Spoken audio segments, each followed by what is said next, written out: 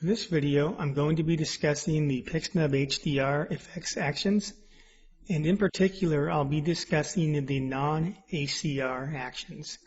If you remember from the prior videos, there are two types of HDR actions this set comes with. There is the ACR actions, and those are a single camera raw filter step. And then there are the non-ACR actions, which create Photoshop layers and are a little more complex. Now, if you're looking to stay simple, I highly recommend sticking with the ACR actions. And the reason why is that the Adobe Camera Raw filter is non-resolution dependent as far as how the effect is going to look on images of different resolutions. Now, the other actions that create Photoshop layers, those have to apply layers at different radius of effects, and you will get a different look using the same action with images that are different resolutions. And so for that reason, if you batch and your images are all different resolutions, the same action will give you a different look. And that's just the way it is when you're dealing with a complex layer setup in Photoshop, is that things will be resolution dependent. And so images that are smaller resolution, you'll need to use a smaller radius to get the same look as images with a larger resolution where you'll need to use a larger radius. And I'm going to demonstrate this in more depth in a few minutes here so you really understand that. But once you get the feel for which settings work for your images, then you'll actually find these are pretty easy, because if you're shooting with the same camera and your resolutions are not changing much, and then you'll know which actions are going to work with your images. But the one thing is, and if you're automating with the Sports Photo Automation plugin, the image is going to get resized going into that plugin. So if you're going to automate the action within SPA itself, you'll need to make sure that you're testing the actions in SPA after your image has been resized. So for automating these actions in SPA, make sure to watch the next video too, where I really discuss how to get the best results in SPA when doing the automation. Now, with the ACR actions, you don't have to worry as much about that, which is why I'm saying, for simplicity, if you stay with ACR, it'll be easier. However, these actions here give you a little bit different look, and you can often get a little bit more of a dramatic effect too. So let's just jump right into it and take a look at it.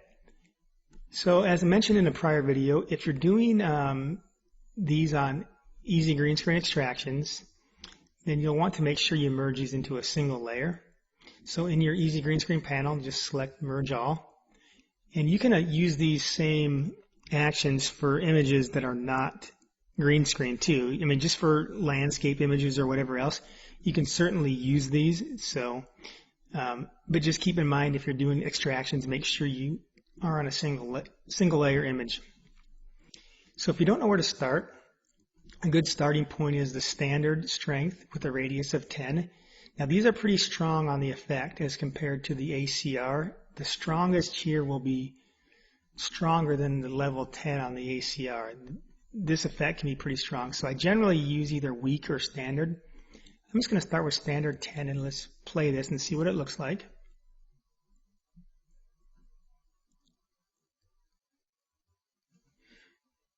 So overall, it looks pretty good. I'm going to go into the history panel. I'm going to make a new snapshot just because I want to do the different radius so we can look at it. So let's call this 10 for a radius of 10. And let's go back to the single layer before we applied it. I'm just going to run this at a radius of 50, just so we can see the difference there. Going to zoom in here.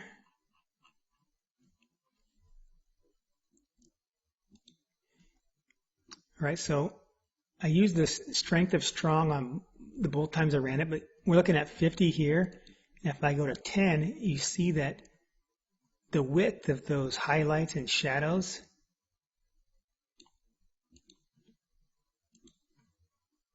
it's a lot wider at 50 than it is at 10.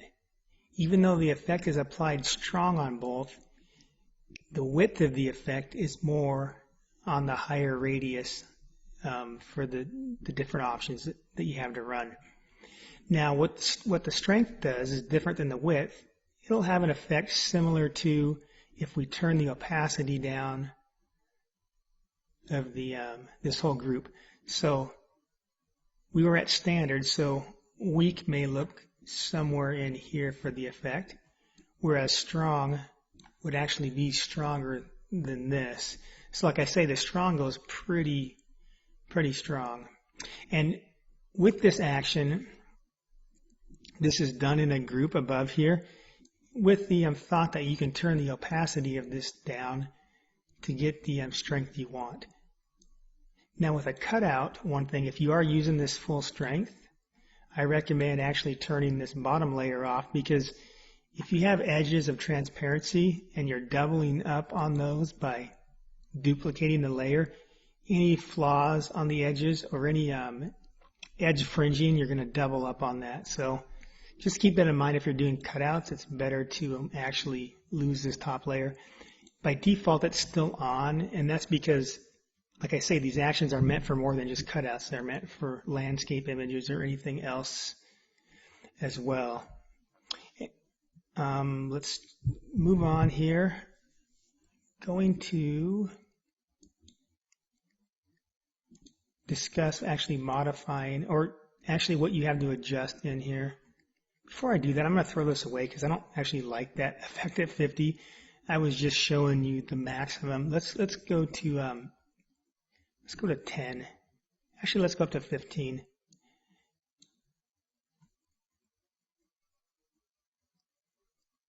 $10 or $15 is probably where I would use it for this image. I actually think I'd probably use it back at 10, but 15 allows us to see this a little bit more so we can see what's going on. And underneath the folder here, we've got our Photoshop layers. And the top layer is your vibrance and your saturation. So you can use this just to adjust your saturation and vibrance as you want. And by the way, the difference between vibrance and saturation is that vibrance is, I don't know how many old school Photoshop users are out there that remember what a saturation mask is. It's going to increase the saturation, but it's going to do so more in areas that are less saturated. So areas that are already highly saturated, it's going to have less of an effect than areas that are lower saturation. And that's preventing it from oversaturating areas, because you see on the saturation, we turn that up to 100. We're going to clip channels and hit areas of 100% saturation, whereas vibrance allows us to turn it up stronger and pull up the saturation more in less saturated areas before we clip channels and oversaturate things. So anyways, just a little bit of a lesson there. And with the HDR effect, I like turning the vibrance up and the saturation down a little bit. So that way you can really bring up the saturation in the less saturated areas and really bring more color into the image without oversaturating the image, if that makes sense. So the next thing we have to work with, let me zoom out here so we can see some of these areas down here in the shadows. Is if you go down to the very bottom, you have a shadows and highlight smart filter. If you double click on that, you can adjust the saturations and the highlights individually. So on this, you see we're lightening the shadows. Really, this is probably overdone. The image becomes a little washed out looking. But that's what HDR is in a nutshell, is you brighten the shadows and enhance the details, and then you pull the highlights back and I'm really exaggerating this here. I would never use it this strong, but by pulling the highlights back, we're darkening the highlights, and we're doing that so that we can create edge contrast without clipping channels. So basically trying to retain details in the shadows and details in the highlights, and then create the details with the edge contrast, if that makes sense. But in any case, you can go into the shadows and highlights and you can fine tune that as you need for your individual image. And this works similar to how the Adobe Camera Raw works too, but I feel I do get a little bit better control with the Photoshop layers than I do in Camera Raw. And then you've got different high pass filters in here. I'm not going to go too in depth into these because this discussion would take a little bit longer, but basically I'm simulating clarity and simulating different radiuses of edge effects, and then you can turn these up or down as needed. So if I want to add a little more clarity in this, I can turn this up. The edge enhanced details are already up to 100%, but you could actually duplicate that layer if you want. But the clarity is the main one. You can come in here and tweak. So really you can get, with this method, you can get just a real customized adjustment to look like what you want to using the Photoshop layering system, which I used this almost exclusively until about a year ago. And that was when Adobe HDR introduced the texture slider. Up until the texture slider was released, you had clarity and you had dehaze, but you didn't have anything for the fine textures, which in this method, these edge enhances, these are the fine textures. And then the clarity is the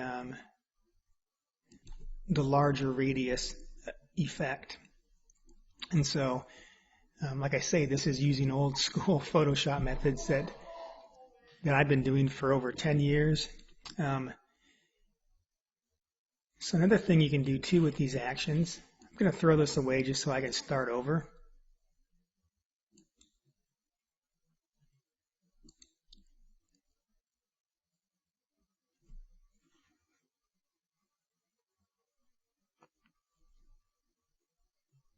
Now inside the actions, these actually play, it runs on a sub-action system. So all of these call these three actions down here because there's a lot of steps that are repeated. And so if you want to make changes to those steps, it's easier from the action building standpoint and maintenance standpoint to build these into kind of these modular groups. So these actions below that are called sub-actions. Never play those by themselves because they won't do anything for you. These are called by the other actions. But there is one called user customize here. And that's the last action that's played in all of these. And by default, this action comes with nothing in it. Now what that is meant for is if you want to create an effect that does something different, but you don't want to change all of these actions, and you don't want it to be permanent necessarily, then you can record your own action inside under here. So under the user customize, if I hit the record button, let's say that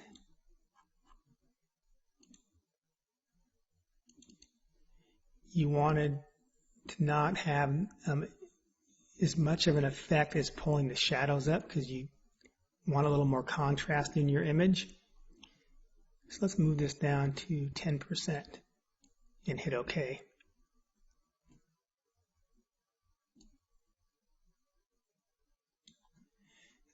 So what you see in this action now is you are selecting this HDR base layer. Oh, very important too, before you record this action, select a different layer than you want. And so that way when you hit record, it's going to record you selecting that layer. Because if you don't do that, the step to adjust the layer is going to be trying to adjust the wrong thing.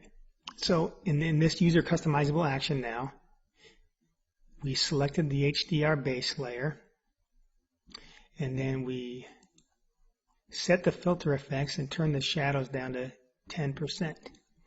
So now what's going to happen when we play this,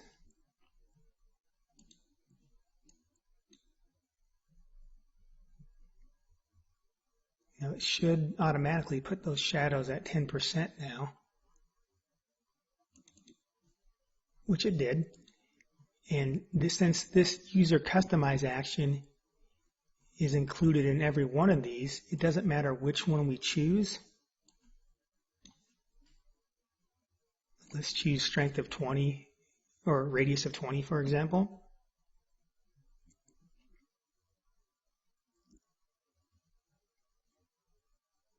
Now again, our shadows are at 10%.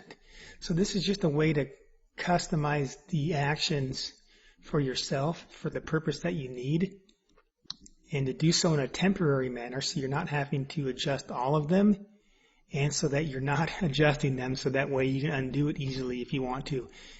And what you can do too is under this user customizable action, you can uncheck anything you don't want to run, or you could go and do well, it's probably better just to do it this way because you'd have to go into each one to do it if you wanted to uncheck it there. So if you want to keep these steps in there, but you don't want to use them for the time you run it, if you uncheck that, it's not going to run these steps. You see those are unchecked. So now if we run it,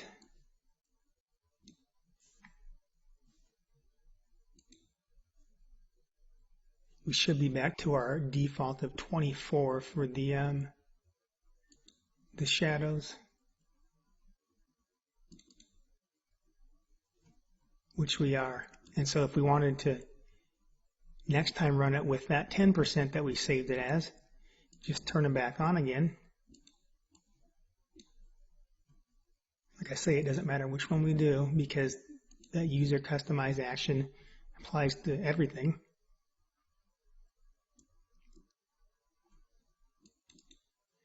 So you see now it's 10%.